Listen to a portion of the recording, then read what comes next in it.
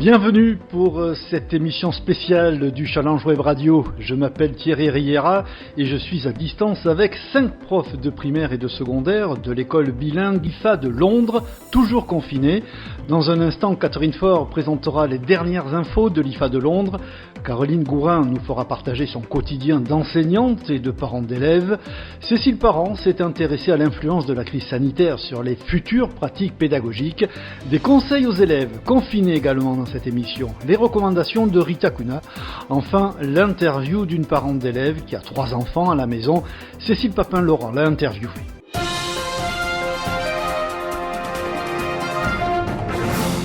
Les dernières informations de l'IFA de Londres. Bonjour Catherine. Bonjour Thierry et bonjour à tous. L'IFA a ouvert cette semaine son premier art dépôt. Philippe Sibeli, professeur d'art plastique, est à l'origine de cette galerie en ligne où les travaux des élèves réalisés depuis le début du confinement sont exposés. Il suffit d'entrer et de cliquer sur une des œuvres pour en connaître les détails. Riche déjà de quelques 28 créations, cette exposition virtuelle est appelée à grandir au fur et à mesure des travaux réalisés par les élèves. Cette exposition est accessible sur le site internet de l'IFA. À la une également cette semaine, la poursuite de la semaine de la presse et des médias à l'école. Après avoir reçu Sonia Delessal-Stolper, correspondante permanente de Libération au Royaume-Uni et en Irlande, les élèves de 6e et de 5e auront le plaisir d'échanger avec François Blaise, le rédacteur en chef d'Okapi, jeudi 14 mai. Les plus grands ne sont pas en reste, puisque Famil Ismailov, news editor à BBC Russian Service, viendra également présenter son métier vendredi 15 mai. Le Forum des carrières bat son plein pour la 3e semaine consécutive. Le confinement n'a pas empêché de nombreux parents d'y participer.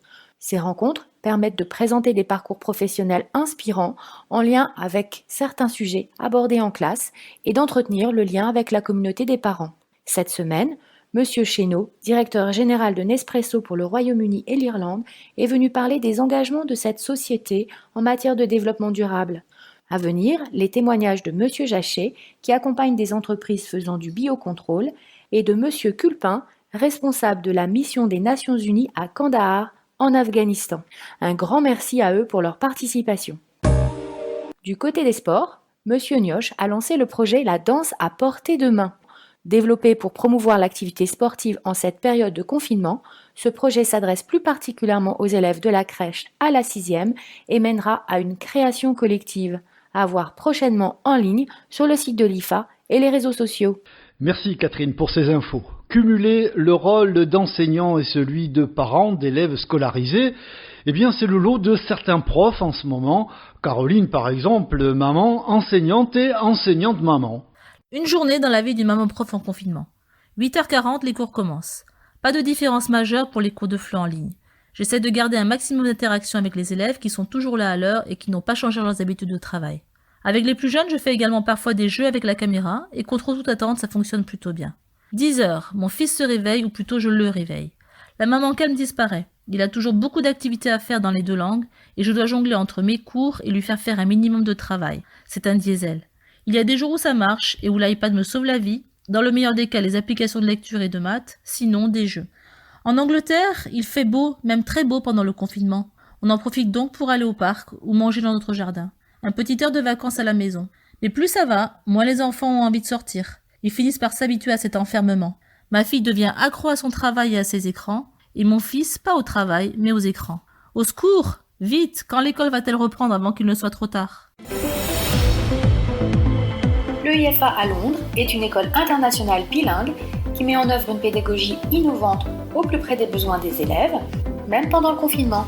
Suivez notre actualité sur Facebook, Twitter et Instagram. On l'aura compris, dans l'enseignement, il y a désormais un avant et un après Covid-19, que ce soit dans l'utilisation des outils numériques, le rôle des enfants, l'implication des parents, et bien sûr, Cécile, dans la pratique pédagogique des enseignants. D'abord, ma maîtrise des outils informatiques a fait un bond en avant. Le numérique s'est désormais imposé dans ma pratique quotidienne et il gardera sans aucun doute une place centrale. J'ai adopté de nombreux outils dont j'ignorais encore l'existence il y a peu et qui sont devenus autant de moyens de rendre mon enseignement encore plus interactif et varié pour les élèves. Un second constat est le pas de géant qu'ont fait mes élèves en si peu de temps en termes d'autonomie. En classe, lorsque nous travaillions en petits groupes, il est bien souvent difficile de ne pas être dérangé par un groupe censé être, lui, en autonomie. Avec l'enseignement à distance, les élèves n'ont pas le choix. Et quand je ne suis pas disponible, je ne suis vraiment pas disponible.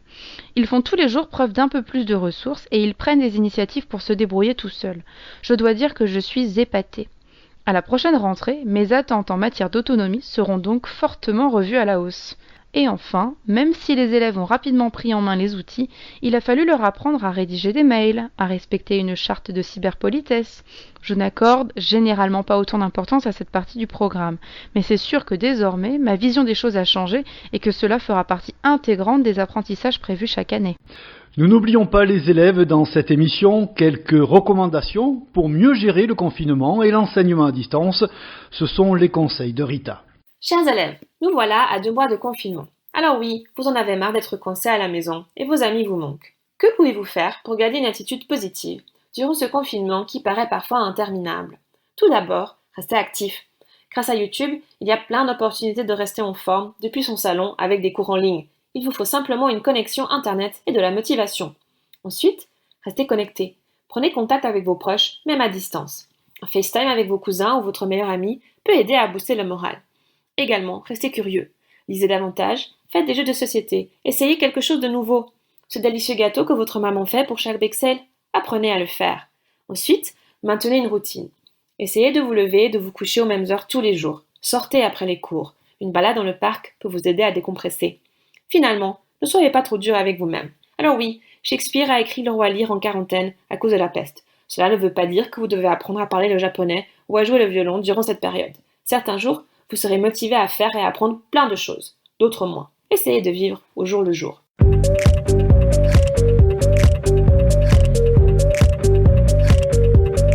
Avec le confinement, les parents d'élèves ont dû accompagner les cours à distance de leurs enfants. Cette maman de 2 garçons de 8 ans et 10 ans et d'une fillette de 3 ans et demi en fait l'expérience depuis plusieurs semaines. Céline la joint par téléphone. Bonjour Maya. Tout d'abord, un grand merci d'avoir accepté mon invitation et de vous prêter au jeu de cette rencontre virtuelle. Comment vous vivez, en tant que parent, le confinement et l'école à la maison depuis presque 8 semaines maintenant? Alors, on est passé par toutes les émotions. Au début, on était assez fort inquiets.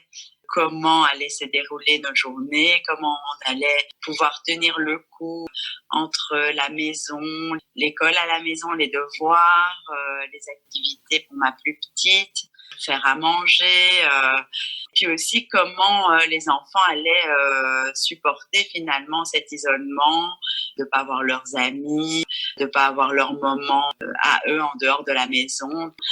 Puis finalement, les choses se sont mises de manière naturelle. Bon, l'école nous a beaucoup aidés. On est bien tombés puisque mes 2 grands ont pour toute la journée. Ils se réveillent comme si on allait à l'école. Ils sont prêts devant leur bureau avec leur ordinateur à 8h40.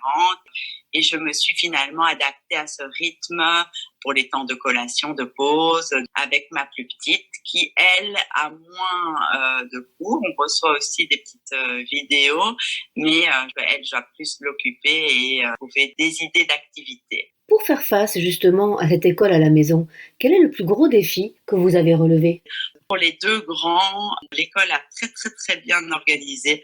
Dès le premier jour de confinement, ils avaient cours, les enfants étaient très autonomes. Et pour moi, ça n'a pas changé grand-chose. Donc, je me suis un peu calquée sur le programme de l'école et on a organisé la journée en fonction de ça. Donc, voilà, je suis devenue maîtresse de maternelle. Sinon, je dois dire que ça se passe dans l'ensemble très bien.